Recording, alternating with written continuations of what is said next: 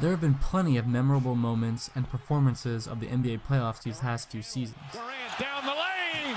But maybe the most frequently occurring highlight plays that come from Steph Curry, absolutely roasting opponent big men off the dribble. These plays have highlighted the most important skill of the modern NBA big. Gone are the days of throwing the rock down to the post play after play and watching centers pull off moves on the block. And with it, gone are the days of bulky big men trying to combat these post moves defensively.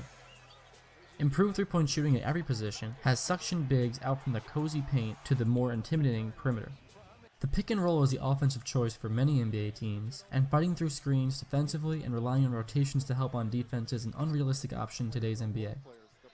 A helping wing defender who sags off their man to impede a driving guard will wind up watching the ball whiz back out to the perimeter for an open tray, a shot that seemingly rarely misses these days. With this change in offensive philosophy comes a major change in defensive philosophy.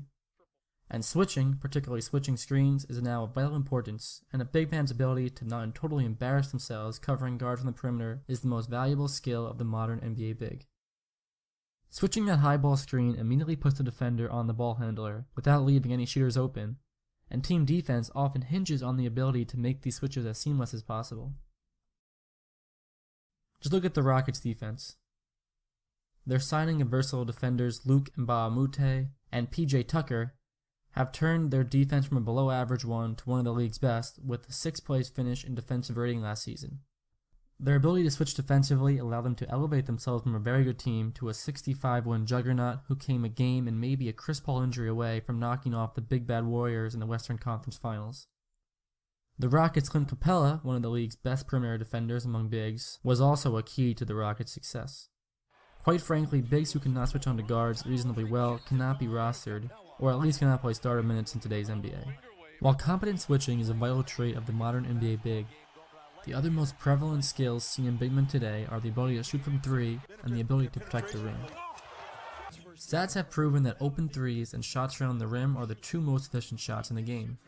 These two spots have become the focus of many teams' game plans. Having long bigs who can block shots and protect the rim are an excellent means to counter these efficient shots inside. And on offense, long bigs who can catch lobs around the rim can help a team get as many efficient looks as possible. Using bigs who can shoot from beyond the arc allows teams to play a more European style of offense, one that plays faster, moves the ball more, and of course shoots more threes. Having bigs who can shoot allows teams to play this style of offense. It opens up both cutting and driving lanes and even gives players space to operate in the post. Analytics have revealed that the most important spots on the floor are around the perimeter and right around the basket. This revelation has been the driving force behind the changing role of the big men. As the true value of the three-point shot has been embraced, teams want to play a style that allows them to take as many open threes as possible. So teams want bigs that can shoot and space the floor. Defensively, having bigs that can switch locks down the perimeter and is the most effective defense in three-point shooting. Bigs that cannot shoot need to be able to run an effective pick and roll and have the ability to collect passes and finish right at the rim. Combating these inside shots and drives are also very important and have led to the rise of the rim protecting big to anchor team defense. The NBA has weeded out guys who don't possess any of these skills. Coincidentally, most of them are the plodding back to the basket bruisers. The NBA does not exactly hate these post players, but rather it hates guys that can only play in the post.